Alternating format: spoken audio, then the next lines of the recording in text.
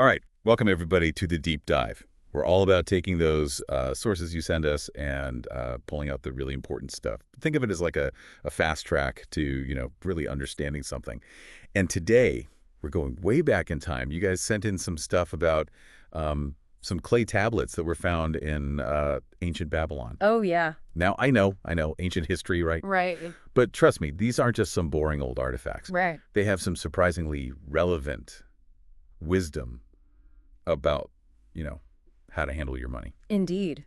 Today we're focusing on those very tablets, their incredible discovery, the effort to translate them, and the impact they had on at least one individual in, well, more recent times. The archaeology was led by Professor Franklin Caldwell, and the tough but rewarding job of deciphering those ancient inscriptions that fell to Professor Alfred H. Shrewsbury, who was with St. Swithin's College and Nottingham University. And it's fascinating that Professor Shrewsbury, in his letters, was actually quite surprised by what he found on the tablets. Yeah, his letter to Caldwell, it's really something. He talks about expecting like romance and adventure, right? Yeah. Like, Arabian Nights kind of stuff. But instead, he finds this story of a guy named Davasir who's dealing with a whole lot of debt. And here's the part that really blows my mind.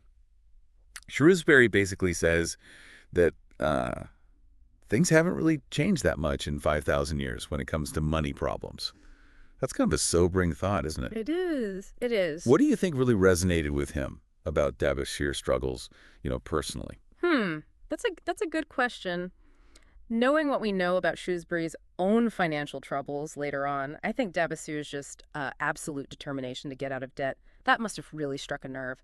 These tablets weren't just some, theoretical ideas about money. They were a personal story of someone actually fighting to improve their life. And I think that's what made them so powerful, even after thousands of years. It's incredible, right?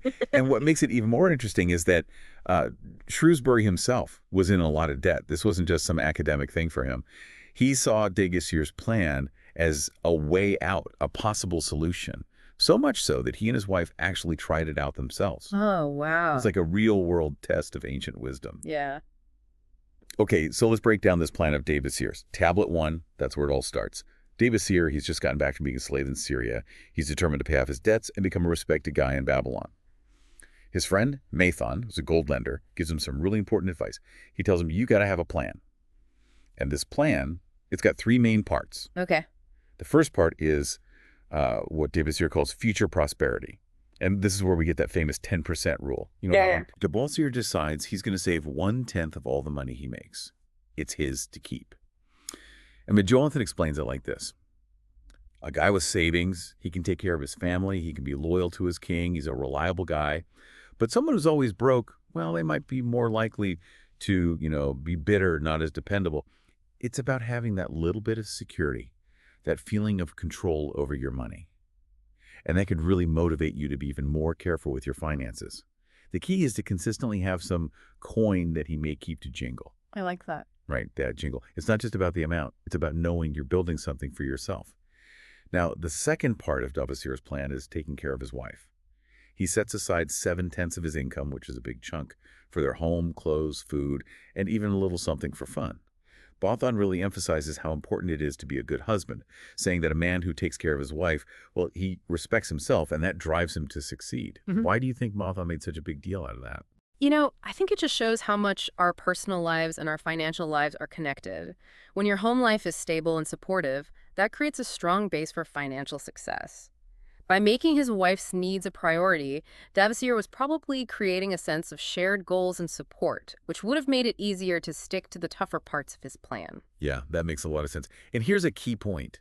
He's told to never spend more than those 7/10 and to only buy things he can afford within that limit. Right. That idea of living within your means, it's so important for managing your money well, whether you're in ancient Babylon or today. It's all about controlling your spending and not falling into the trap of overspending. Discipline with spending is just as crucial as the desire to save. So true. Now, the third part of Davasir's plan is tackling his debt head on. He decides to use 2/10 of his income to pay back what he owes fairly and honestly. And tablet 2, he gives us his whole list of his creditors. Faru, the cloth weaver, Shijar, the couch maker, all these different people. He owes a total of 119 silver and 141 copper. That's a lot of debt. Yeah, it really shows how deep in debt he was. And Tablet 3 goes into his past, explaining how he actually ran away from Babylon because of all the debt and ended up as a slave.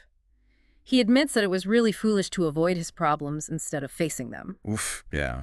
And his story shows us something important. Avoiding financial problems almost never makes them go away. In fact, it often makes them worse. So now with Mathon's plan, Davasir goes to his creditors and explains that he doesn't have a lot of money right now, but he's committed to paying back 2/10 of what he earns to each of them. And as you can imagine, they all react differently. Of course. Some, like Ammar, they're understandably upset. Birajik, he begs Davasir to pay him back first. Alkahad actually threatens him. But some of the creditors are willing to go along with his plan. It just reminds you that debt isn't just about numbers. It involves real people and all the complicated feelings that come with owing money. Dabasir's decision to treat all his creditors fairly, even when they were angry with him, shows how important honesty and fairness are when dealing with debt. He understood that consistent effort, even when things are tough, is the only way to get out of it. And Tablet 4 takes us through the next 3 months, showing us how Dabasir puts the plan into action. We see him earning money, sticking to the 10-70-20 rule, and slowly paying down his debt. By the end of the first month, he's already paid back almost 4 silver and saved 2 silver. He even says he feels lighter.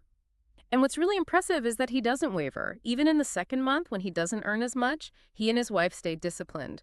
They decide to do things like skip buying new clothes and eat simpler meals. That takes a lot of commitment to make a plan like this work. And it's great to see that some of the creditors start to change their tune. Ammar and Birjik, they actually encourage him. Even Alkahad, who is so difficult at first, starts to back off a bit as he sees Dabasir making progress. And in the third month, things get a lot better. Dabasir earns a lot more, which means they can not only cover their basic needs, but also enjoy some comforts and pay off even more debt. It's pretty amazing to see how much he accomplished in just 3 months. 21 silver saved, and you can tell that his self-respect is growing, and his relationship with his wife is stronger too. It's a really good example of how having a clear financial plan can make a real difference. Absolutely. And then we get to Tablet 5, which tells the story of Dabasir finally paying off his last debt after 12 months. It's a huge moment of celebration and relief for him and his wife. And the way his creditors act now is really interesting. Ammar, who was angry before, apologizes and wants to be friends. Even Alkahad praises Dabasir, comparing him to strong bronze, and offers to help him in the future. It just shows how much Dabasir changed his life by following through on his plan. People see him differently now, and his wife is clearly proud of him. It really highlights how much you gain by becoming financially independent. And Dabasir himself becomes a big advocate for this plan. He believes that if it could work for someone who was a slave, it can work for anyone who wants to be free from debt and even build wealth. And this brings us to Professor Shrewsbury's own story. 2 years after finding Dabasir's tablets, he writes another letter talking about how he and his wife tried out the same principles. They were in really bad shape financially. Years of debt had made them feel so ashamed, and they were terrified that everyone would find out. They tried everything they could, but they just kept sinking deeper into debt. Yeah, it sounds like they were trapped. They had to rely on really expensive credit just to get by, and they felt completely hopeless. They couldn't even move to a smaller place because they owed so much money to their landlord. But then, inspired by Dabasir's ancient wisdom, they decided to give the 10-70-20 rule a shot. What they did first was really important. They talked openly and honestly with all the people they owed money to, explaining that they just couldn't keep going the way they were, and proposing to pay back 20% of what they owed to each creditor. They also promised to only buy things with cash from now on, which meant the creditors knew they'd get paid right away for anything new. And surprisingly, most of the creditors were actually okay with this. Their greengrocer gave them some good advice, saying that getting some payment on old debts, plus consistent payments for new stuff, was way better than getting nothing at all. They managed to work out agreements with their creditors to avoid any more trouble, as long as they kept making those 20% payments. Then came the challenge, or as Shrewsbury called it, the adventure of living on just 70% of their income. They started looking for ways to cut their expenses, and they even found places where they could get better quality things for less money. Shrewsbury emphasizes that it wasn't as hard as they thought it would be. They adapted to it pretty easily and even had a good attitude about it. And the relief they felt from not having all those overdue bills hanging over their heads was huge. Shrewsbury also talks about the sporty part, which was the unexpected fun they had from watching their savings grow. It wasn't about depriving themselves, it was about the feeling of control they gained from building that financial cushion. After a while, they decided to invest their savings for long-term security, and they really enjoyed seeing those investments grow steadily. And the results were incredible. In just 2 years, they had paid off all their old debts, their investments were growing, and they were much more financially secure, all without making any more money than before. They decided right then and there to never let their spending go over 70% of their income again. They were so grateful to Dabasir, that camel trader from thousands of years ago. They felt like his advice had saved them from a really awful situation. It's a powerful story, isn't it?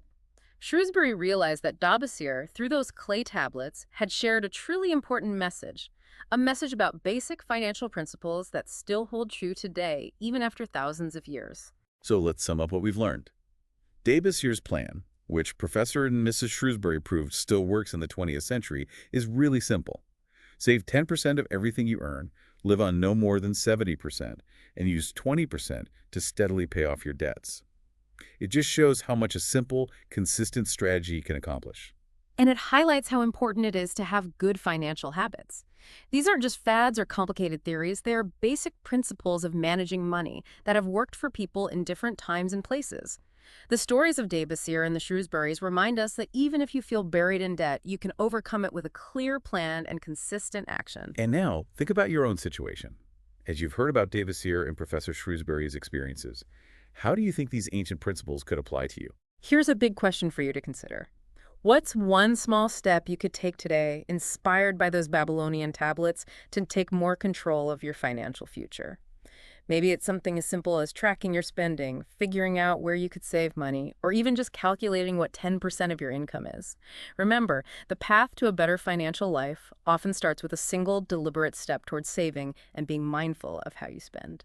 That's it for this deep dive, everyone. Thanks for listening. Thank you. And until next time, keep diving.